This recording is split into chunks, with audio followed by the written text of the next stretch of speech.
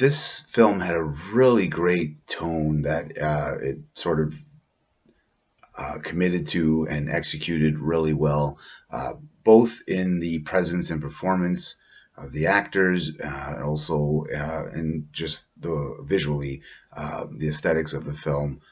Uh, all lend themselves to that tone. I would say even the score, all those elements come together really well. Just make this an interesting piece to watch. One that just appears really well done, and yeah, an enjoyable film. I really enjoyed this.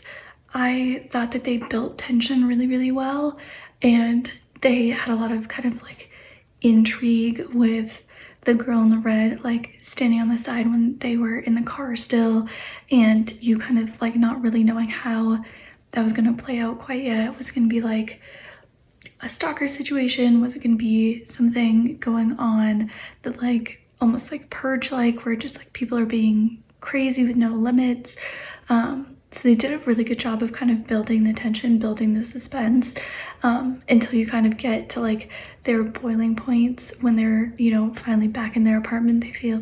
They feel like they're safe, and then when everything like really explodes and she ends up confronting him, I really loved that they were out of frame when the like actual pinnacle of the fight happened, because then the audience is kind of left wondering who kind of came out on top, like who ended up, you know, succeeding and kind of surviving that.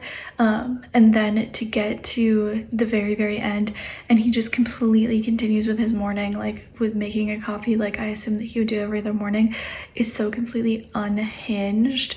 It just almost makes everything else that much more impactful, like retroactively, just because he just went along with his normal morning routine. Like it didn't phase him at all, which makes everything that much creepier. So I really enjoyed it. I thought it was well done. AKABEI. The cinematography on this was really, really good.